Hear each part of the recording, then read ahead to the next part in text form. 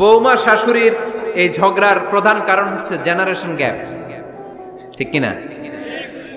শাশুড়ি এক জেনারেশনের আর বৌমা আরেক জেনারেশনের। শাশুড়ি ভাবে একরকম, বৌমা ভাবে আরেক রকম।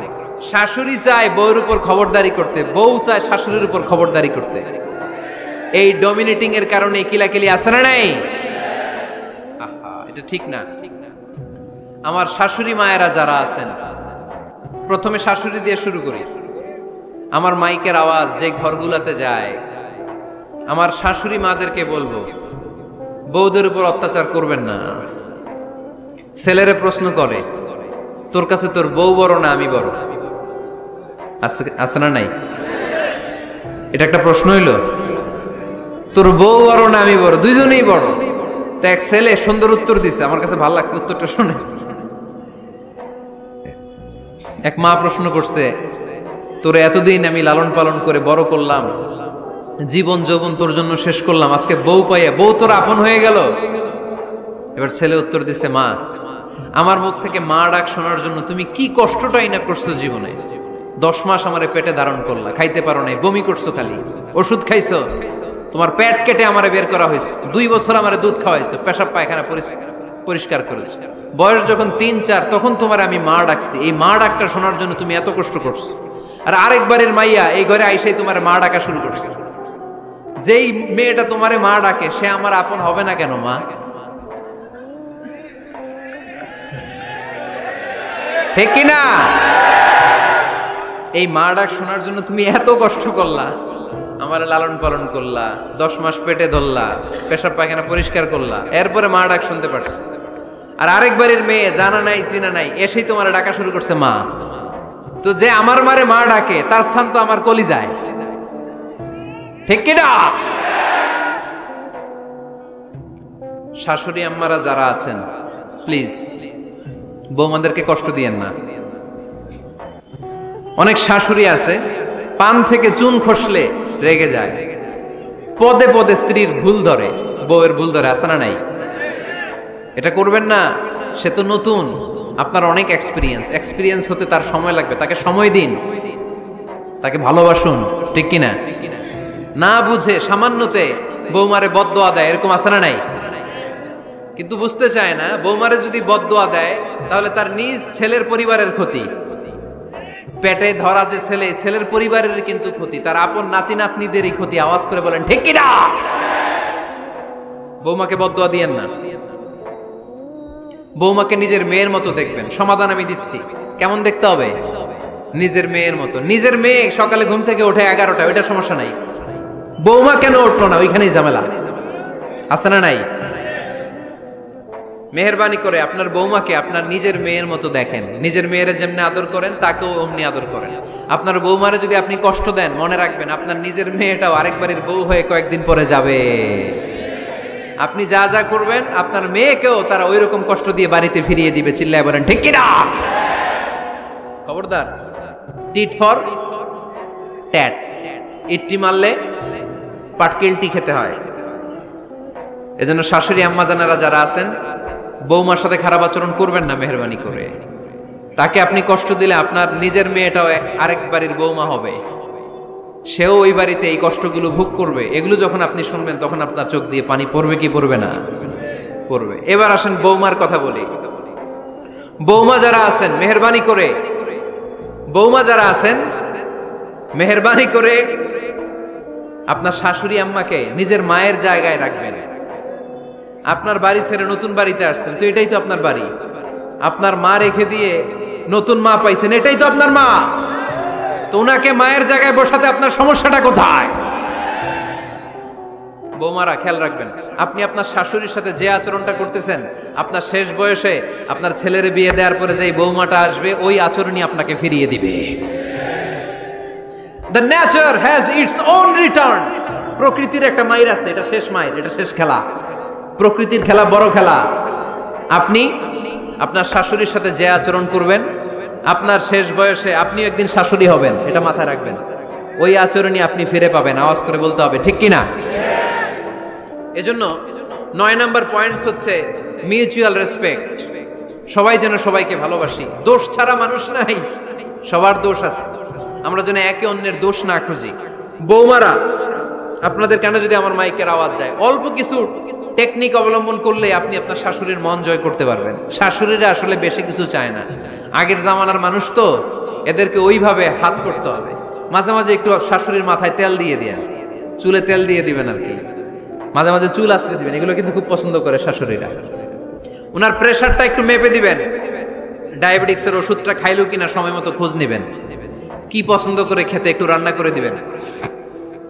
যেই বক্তার ওয়াজ শুনতে পছন্দ করে ওই বক্তার ওয়াজগুলো ডাউনলোড করে শাশুড়ি আম্মাকে দিবেন, ইসলামী বই দিবেন। দেখবেন বয়স্ক নারীরা মাহফিল যেতে খুব পছন্দ করে, ওয়াজ শুনতে খুব পছন্দ করে, নবীদের কাহিনীগুলো শুনতে পছন্দ করে। বসায় বসে একটু কাহিনীগুলো শোনাবেন। বাইরে বেরোলে জিজ্ঞেস করেন, আম্মা আপনার কিছু লাগবে কিনা। আর একটা টিপস আছে, চুল যখন আশ্রাবেন আর শাশুড়ির মাথায় যখন তেল দিয়ে দিবেন, তখন অতীতের কথা জিজ্ঞেস করেন, দেখবেন অতীতের স্মৃতিতে হারিয়ে গিয়েছে আপনার শাশুড়ি। কি জিজ্ঞেস করবেন জানেন? জিজ্ঞেস করবেন, আম্মা জান, মুক্তিযুদ্ধের সময় আপনার বয়স কত ছিল? ওই সময় মুক্তিযুদ্ধের সময় আপনাদের এলাকায় কি কি হয়েছিল মা? আরেকটা প্রশ্ন করবেন, মা বিয়ের সময় আপনি কেমন ছিলেন? ওই দিন দেখবেন বুড়ি আর বুড়ি নাই, জুয়ান হয়ে গেছে। ওই দিন বলবে, মা আমি অনেক সুন্দরী ছিলাম, আমার মাথায় অনেক চুল ছিল, আজকে নাই। আমগো গ্রামে আমার সাথে সুন্দরী মাইয়া ছিল না। অতীতের স্মৃতিতে, স্মৃতি হাতরাতে হাতরাতে তিনি হারিয়ে যাবেন। জিজ্ঞেস করবেন যে, মা শীতকালে আপনাদের দেশে কি পিঠা বানাতেন আপনি যখন ছোট ছিলেন, আপনার বাপ চাচারা কি করতো? এগুলো জিজ্ঞেস করলে উনি স্মৃতির পাতা হাতরাতে হাতরাতে চোখ দিয়ে দাঁড় দাঁড় করে ওনার পানি ঝরতে শুরু করবে। আপনার জায়গায়, ওনার হৃদয়ের মনি কোঠায় এমন জায়গায় পৌঁছবে, আপনার ছাড়া উনি কিছুই বুঝবে না।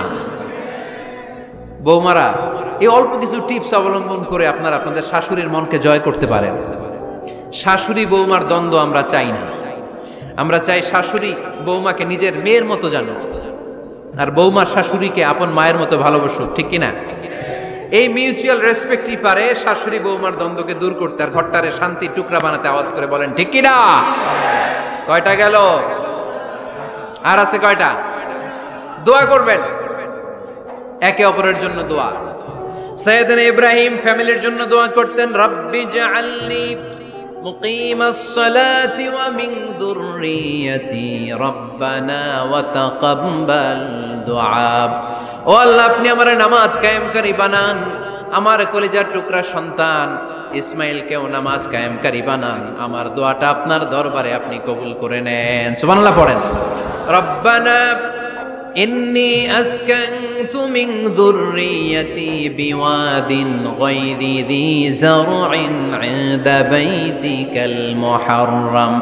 ও আল্লাহ, আমার সন্তান সন্ততি, আমার ফ্যামিলিকে ধুধু মরুপ্রান্তর এই উপত্যকার মধ্যে তোমার কাবা ঘরের সামনে রেখে গেলাম, তাদেরকে তুমি নামাজ কায়েমকারী বানিয়ে দিও। গোটা বিশ্বের সব মানুষের অন্তর আমার ফ্যামিলির দিকে আল্লাহ তুমি ঝুঁকিয়ে দিও। ওয়ারযুকহুম মিনাস সামারাত, ফলমূল দিয়ে আল্লাহ তুমি তাদেরকে রিজিকের ব্যবস্থা করে দিও। তার মানে সব নবীরা তাদের পরিবারের সদস্যদের জন্য দোয়া করতেন কি করতেন না? আবার কোরআন আমাদেরকে শিখালো, রব্বানা হাব লানা মিন আজওয়াজিনা ওয়া মিন যুররিয়াতিনা কুররাতা আ'য়ুন ওয়াজআলনা লিল মুত্তাকিনা ইমামা।